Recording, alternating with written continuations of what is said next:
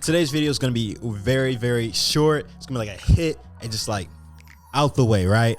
So talking about change of command today. What is change of command? Change of command is when your current commander is getting ready to leave and you have an incoming commander, right? So you have two captains. So what's the big thing here is property. Property is getting signed over, really inventory by the incoming commander, and all these discrepancies are annotated and placed on order through the supply section, right? But I'm gonna give you guys a couple of hints and tips as the XO. How can you be successful during your change of command inventory, right? So first things first is you need to develop that schedule, that timeline for how change of command inventory is going to be, right? So one thing I do recommend is you actually have a calendar.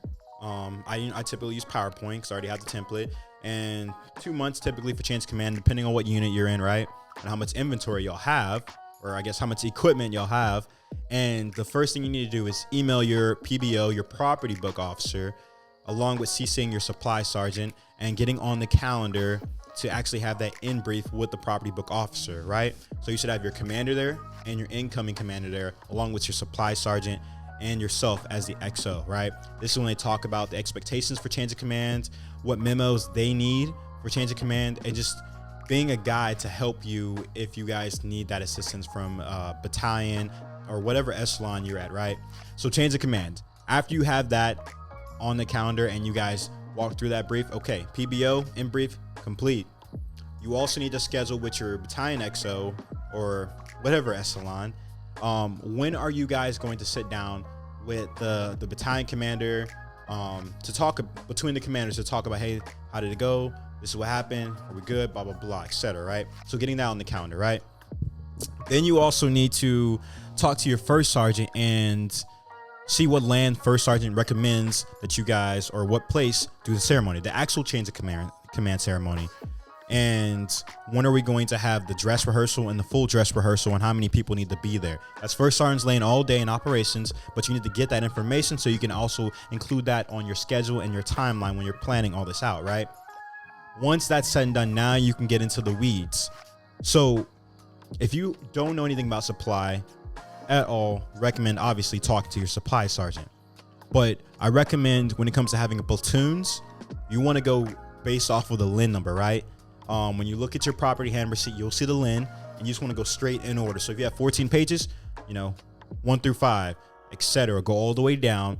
That way you're not, your incoming commander is not flipping through pages trying to go back and forth. It's just all straight in order. Another crucial tip is make sure that like items are laid out the same time, because you got to think in your head, how can you protect the commander as the executive officer, right? So if you have OE254s, the antennas and everything, if you have the OE254s and commo section and in the platoons, but you schedule a commo day just for that commo section and then a platoon day where they're laying out the OE254s, people can move parts around, right? And now here your commander is having to pay for something, or didn't even have that piece of equipment at all. So it's imperative that you schedule like items on the same day, the same time, in the same area. So if you have Humvees, the motor pool section needs to lay out their Humvee BII, basic issue items. The headquarters section needs to, the platoons need to, the combo section, the arms room. You guys get the point, right? So like items with like items. Also, if you do have the bombs in your unit, having all the bombs printed out, and when your commander goes through with that sub-hand receipt holder, literally they mark down what they have and what they don't have. They both sign, boom, copy goes in the binder with supply. At the end of change of command, all the sub-hand receipt holders get their copy of their bombs. That way the commander is not trying to sign a million pieces of paper later the first day they're on the job, right? And then to keep this video really short, we're gonna just go into talk about something most people don't think about. You gotta imagine you have an incoming commander, right? So what does that mean? The memorandums for records, the MFRs, all are going to need to be changed. The SOPs all need to be changed. The additional duties, all MFRs, all need to be changed. And when I say changed, I'm not talking about like the content really per se, but at least that signature block that says commander's name, captain, whatever branch commanding. That needs to be changed. That should be really simple. If you have it all on your share drive or all on your desktop, just copy and paste, change the name, boom, boom, boom. And then another thing is drivers packets. Drivers packets. You got to have those licenses reprinted, commanders interviews, those commander interviews reprinted again with the new signature block down there. These are all these things that you can get ready for the incoming commander. And I would recommend you have those given to the commander a week prior to them actually taking command of that unit. So having a packet with all the SOPs that your company has, so that the commander can review them and alter them, change them, add, delete things. Having a copy of the drivers packets for all the different platoons split up by platoons. That way he or she can look at them and make their recommendations for how they want drivers packets to be going forward. And then appointment orders for all the additional duties in the unit.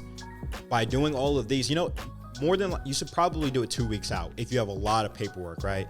But this keeps the unit moving forward. So when the commander takes command, all that stuff is ironed out already.